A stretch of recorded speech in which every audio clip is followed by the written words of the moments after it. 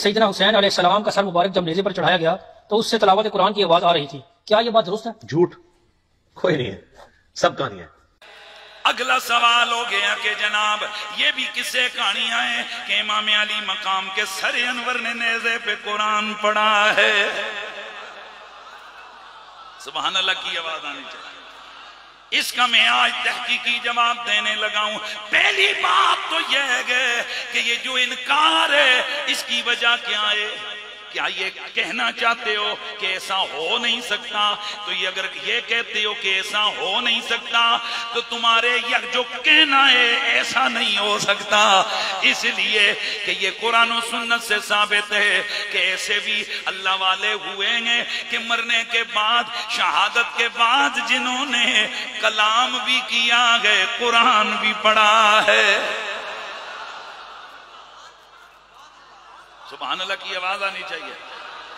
پہلا حوالہ قرآن مجید قرآن رشید سورہ بقرہ۔ حضرت موسیٰ علیہ السلام کے دور میں ایک فتنہ کھڑا ہوا تو وہاں ایک آدمی قتل ہو گیا۔ قتل ہونے کے بعد پھر اللہ وحدہ شریف کے نبی نے انہیں طریقہ بتایا کہ ایک گائے لو، اسے ذبح کرو، ذبح کر کے اس کا گوشت مردے پہ مارو تو وہ جناب بولے گا، گواہی دے دے گا۔ تو پتا چلا کہ یہ حضور کی امت میں نہیں، پچھلی امتوں میں بھی یہ چیز جاری و ساری ہے۔ یہ عقلی طور پر ممتنع و محال نہیں ہے، نہ شرعی طور پہ ممتنع و محال ہے کہ کوئی مرنے کے بعد، انتقال کے بعد کلام نہ کرے۔ تو جناب والا جب رب چاہتا ہے تو پھر اگر اس بنی اسرائیل کا بندہ جب اس کے جسم پہ گائے کا گوشت لگا وہ بولنے لگ گیا اور اس نے اپنے قاتل کا نام بتا دیا، تو اگر بنی اسرائیل کا وہ شخص زندہ ہو کر اپنے قاتل کا نام بتا سکتا ہے تو میرے نبی کا نواسا تلاوت قرآن نیزے پہ سنا سکتا ہے۔ قرآن کا قاری کوئی ایسا نہ ملے گا، نیزے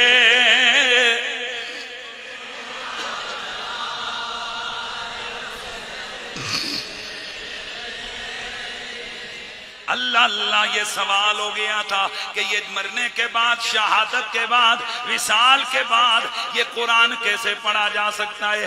آئیے حوالے دینے لگا ہوں۔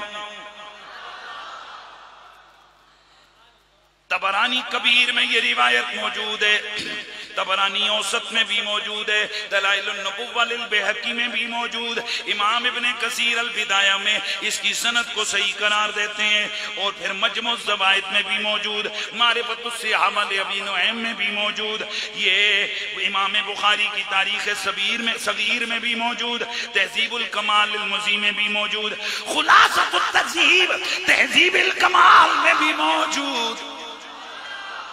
میرے نبی رحمت سید کونین سرور کون و مکان کا ایک صحابی ہے حضرت سیدنا زید بن خارجہ، ان کا انتقال ہوا۔ یہ دور حضرت عثمان غنی کی، ان کی حکومت کا دور ہے، ان کی خلافت کا دور ہے۔ حضرت نعمان بن بشیر اس حدیث مبارکہ کی روایت فرماتے ہیں کہ جب یہ شہید یہ وصال کر گئے حضرت زید بن حارجہ، انہیں لایا گیا، جب گھر میں انہیں رکھا گیا، اوپر چادر ڈالی گئی تو اچانک چادر کے نیچے سے آواز آنے لگی، انصتوا ایھا الناس، لوگو چپ کرو۔ عورتیں چونکہ رو رہی تھی نا، شور ہو رہا تھا، عورتیں رو رہی تھی، تو نیچے سے آواز لگائی، لوگو چپ کرو، سارے خاموش ہو گئے۔ پھر یہ بولنے لگے، محمد الرسول اللہ النبی الامی خاتم النبیین کان ذالک فی الکتاب الاول ثم قیل علی لسانہ صدق ابو بکر خلیفۃ رسول اللہ القوی الامین کان ضعیفا فی بدنہ قویا فی امر اللہ کان ذالک فی کتاب الاول ثم قیل علی لسانہ صدق صدق صدق صدق ثلاثا والاوسط عبد اللہ عمر امیر المومنین کان لا یخاف فی اللہ لومۃ لائم.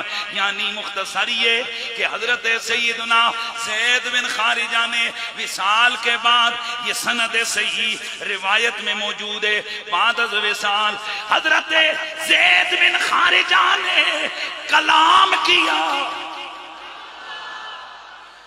نہ صرف کلام کیا، میرے نبی کی ادھر ذرا ہاتھ چاہ کے سبحان اللہ کہنا، میرے نبی کی شان نبوت کی گواہی بھی دی، ختم نبوت کی بات بھی کی، ابو بکر صدیق کی خلافت کا ذکر بھی کیا، حضرت فاروق کی عظمت کا ذکر بھی کیا ہے. اب میں پوچھنا چاہتا ہوں، یہ زید بن خارجہ ہیں، اگر بعد از وصال یہ بول کر یہ کہہ سکتے ہیں کہ محمد اللہ کے رسول ہیں، ابو بکر خلیفہ برحق ہیں، عمر شان والے گئے، تو پھر نبی کے کندھوں پہ کھیلنے والا حسین نیزے کی نوک پہ چڑھ کے قرآن کیوں نہیں سنا سکتا؟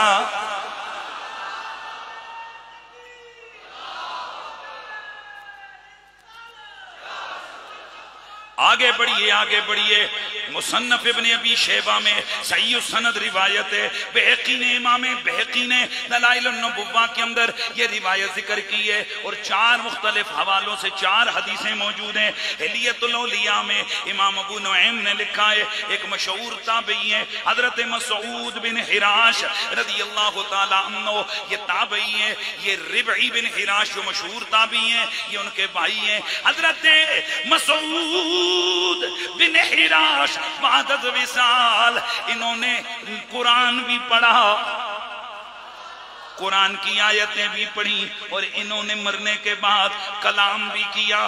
اب حضرت عائشہ الصدیقہ ام المومنین فیفا سے آ کر عرض کی گئی، اے امی جی مسعود بن حراش نے مرنے کے بعد کلام کیا. یعنی سائل یہ پوچھنا چاہ رہا تھا کہ کیا ایسے ہو سکتا ہے؟ تو حضرت ام المومنین نے فرمایا، اور کیوں نہیں ہو سکتا؟ میں نے اللہ کے نبی سے خود سنا، آپ نے فرمایا تھا یتکلم رجل من امتی بعد الموت من خیر التابعین، اور تابعیوں میں سے میری امت کا ایک بندہ مرنے کے بعد کلام کرے گا. اب آئیے، یہ تو آگئے نا حوالے صحیح سند حدیث کی کتابوں میں پتا چلا کہ وصال کے بعد بطور کرامت کوئی کلام کر سکتا ہے. تو اب ہم کہتے ہیں میرے نبی نے فرمایا تھا میری آل اور قرآن کبھی بھی جدا نہیں ہوں گے.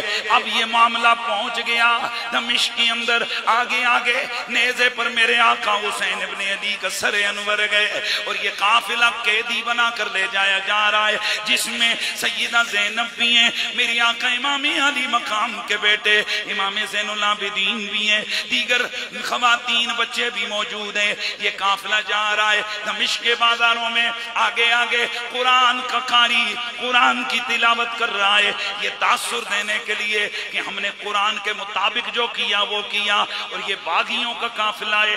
آئیے ذرا سنیے، حضرت حوالہ سنتے جائیے، حوالہ سنیے.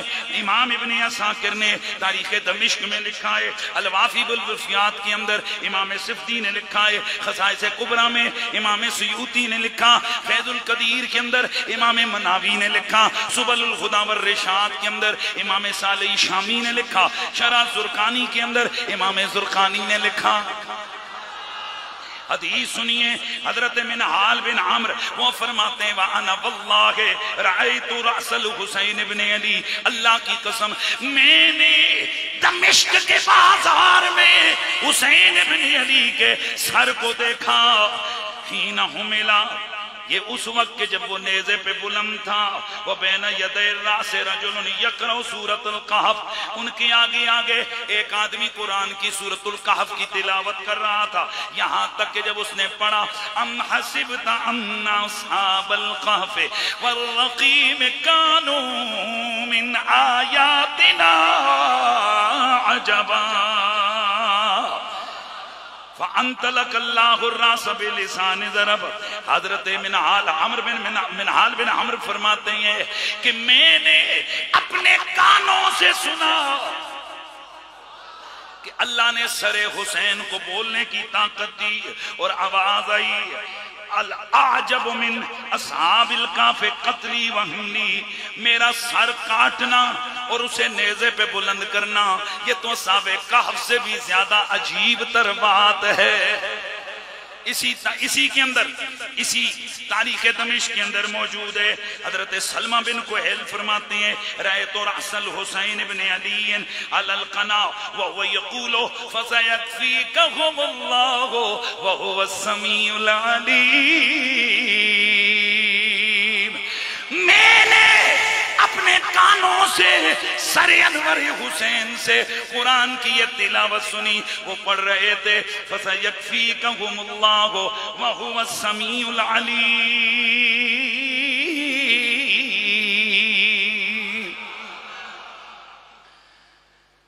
پتہ چلا یہ جو میرے آقا امام علی مقام کی کرامت ہے کہ ان کے سر انور نے نیزے پہ قرآن پڑھا، دراصل میرا رویہ دکھانا چاہتا تھا وہ جو آگے آگے پڑھ رہے ہیں وہ جھوٹے ہیں، یہ تاثر دینا چاہتے ہیں آل محمد نے قرآن کو چھوڑا، قرآن نے آل محمد کو چھوڑا، حالانکہ میرا نبی بڑا عرصہ پہلے کہہ کر گئے تھے کہ لن یفترقا حتی یردا علی الحوض، یہ آل اور قرآن کبھی بھی آپس میں جدا نہیں ہوں گے یہاں تک کہ یہ دونوں حوض کوثر پہ میرے پاس آئیں گے۔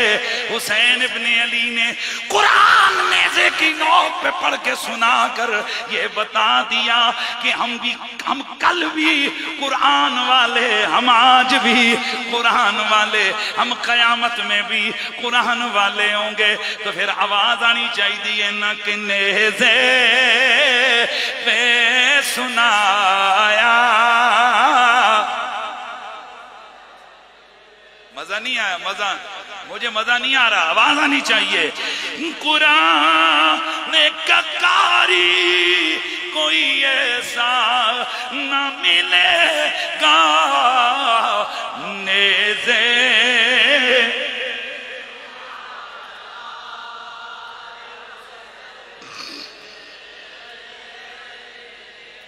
اونچا بولیے ذرا، نیزے پہ سنایا۔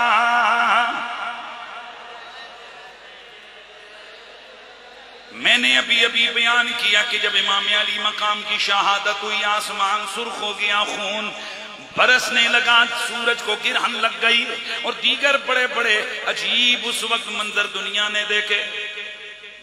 منکر یزیدی کو پھر سوال یاد آ گیا، یہ جھوٹ ہے کیونکہ حضور کے وصال کے وقت آسمان سے خون نہیں آیا، مولا علی کی شہادت کے وقت نہیں آیا، امیر حمزہ کا کلیجہ چبایا گیا، آسمان سے خون نہیں برسا،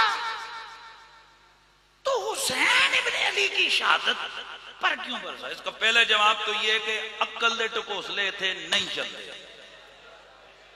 دوسرا جواب اس کا یہ ہے کہ بلا شک و شبہ علی بھی شہید ہوئے، عمر بھی شہید ہوئے، عثمان بھی شہید ہوئے، دیگر بھی لوگ شہید ہوئے، پر جتنی دردناک شہادت امام حسین اور ان کے ساتھیوں کی اتنی تاریخ میں کسی کی نہیں ہے۔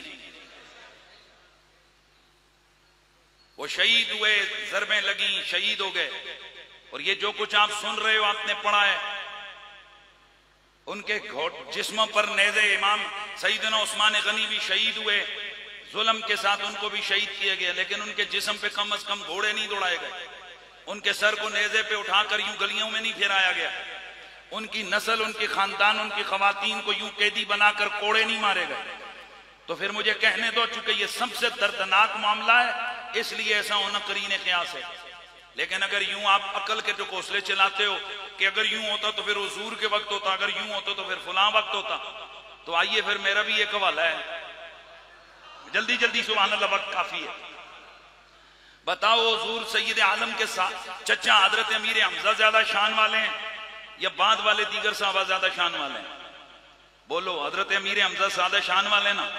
تو حضرت سیدنا امیر حمزہ رضی اللہ تعالیٰ عنہ کو شہید کیا گیا, اور صرف شہید نہیں کیا گیا, ویشی نے نیزہ مار کے شہید کیا, اور پھر ہندا نے سیدنا امیر حمزہ کے جسم کا مسلح کیا. مسلح کہتے ہیں ناک کاٹی, کان کاٹے, آنکھیں نکالی, ہونٹ کاٹے.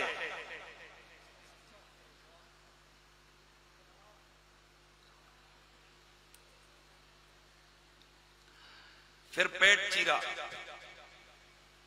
دل نکالا, کلیجہ نکالا, پھر اس کلیجے کو منہ میں ڈال کے چبانے لگی, پھر اسے اگل دیا, پھر وہ سارے اعضاء کے ہار بنائے, ہار بنا کے گلے میں لٹکا کے جشن منایا. اس لیے میرے نبی نے بعد از اسلام ہندا کو فرمایا تھا کہ کبھی بھی میری آنکھوں کے سامنے نہیں آنا, کیونکہ تو جب بھی آئے گی میرے چچا مجھے یاد آ جائیں گے. بتائیے حضور سے زیادہ صابر کون ہے؟ لہذا بعض شہادتیں ایسی ہوتی ہیں دوستو, یہ حضور نے ہر جگہ منع کیا ہے کہ کوئی کسی پہ نہ روئے, نوا نہ کرے.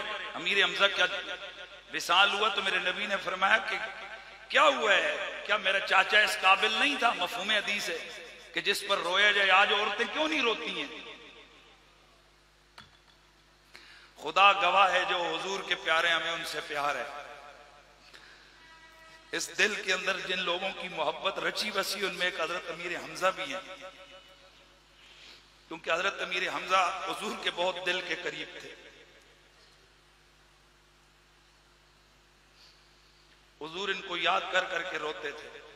اگر ہمیں بھی رونا آ جائے تو یہ سعادت ہے ہماری کہ ہم حضور سے پیار کرتے ہیں, حضور کے پیاروں سے ہمیں پیار ہے. تو امیر حمزہ کو مسلح کیا گیا. مسلح سمجھتے ہو؟ اب آؤ ذرا ایک حدیث سنا رہا ہوں جلدی سے. تو امیر حمزہ افضل ہے نا, تو نبی علیہ السلام کے ایک صحابی حضرت عاصم بن ثابت, ان کو ایک سریے میں بھیجا گیا. تو وہاں پر وقت تھوڑا ہے, وگرنہ میں بڑی زبردست چیز لے کر آیا تھا آپ کے لیے. وقت تھوڑا ہے, میں بلکہ زیادہ ہو گیا, میں صرف اس حوالے پر ہی اتفاق کرتا ہوں. حضرت عاصم بن ثابت رضی اللہ تعالیٰ عنہ شہید ہو گئے. تو مشرکین مکہ انہوں نے ایک ٹروپ بھیجا. ٹروپ سمجھتے ہو؟ لوگ بھیجے کہ جاؤ عاصم بن ثابت کی لاش کو لے کر آؤ, مسلح کرو, اس کی آنکھیں کاٹو, اس کے ناک کاٹو, اس کے کان کاٹو, وہی کام کرو جو امیر حمزہ کے ساتھ کیا گیا. تو جب یہ آیا تو بخاری شریف کے اندر حدیث نمبر 3045 اور یہ مختلف روایتوں میں موجود ہے, اور بھی حدیثوں میں اس کا ذکر ہے. تو فبعث ناس من کفار قریش الى عاصم بن ثابت حين حدثوا انه قتل لياتوا بشيء منه, مسلح کرنے کے لیے بھیجا کہ ان کی آنکھیں ناک شاک کاٹ کر لے آئیں. فبعث اللہ على عاصم مثل الذلة من الدبر, اللہ تعالیٰ نے تربوڑیاں بھیج دی, ایک پورا جتھا, ایک چھا گئیں تربوڑیاں ان کے اوپر آ کر. تربوڑیاں سمجھتے ہو؟ بھیڑیں. یہ آ گئیں چھتا بن کر پورا. فحمت من رسولم فلم يقدروا على ان يأتوا من لحم شيئا, ان يقتوا من لحم شيئا. تو انہوں نے, بھیڑوں نے ان کے اوپر سایہ کر لیا, یعنی آگے سے حملہ آور ہو گئی. کس پر؟ مشرکین مکہ پر. اور وہ ان کا ایک ناخن بھی نہیں کاٹ کے لے جا سکے. اب یہ بخاری کے اندر حدیث موجود ہے.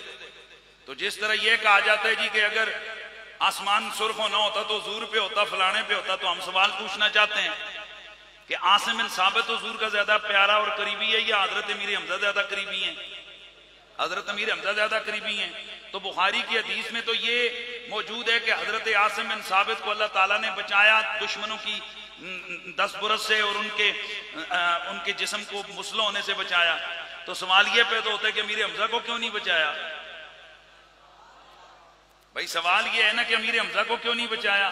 پتہ چلا یہ مالک ہے, وہ چاہے تو کسی ادنا کو وہ شان دے دے جو اعلیٰ کے پاس نہیں, اور چاہے تو کسی اعلیٰ کو کوئی اور شان دے دے جو دوسرے اعلیٰ کے پاس نہیں. یہاں عقل کے ڈکوسلے نہیں چلتے ہیں. تو حسین ابن علی شہید ہوئے, ان کی شہادت پر یہ سب کچھ ہوا.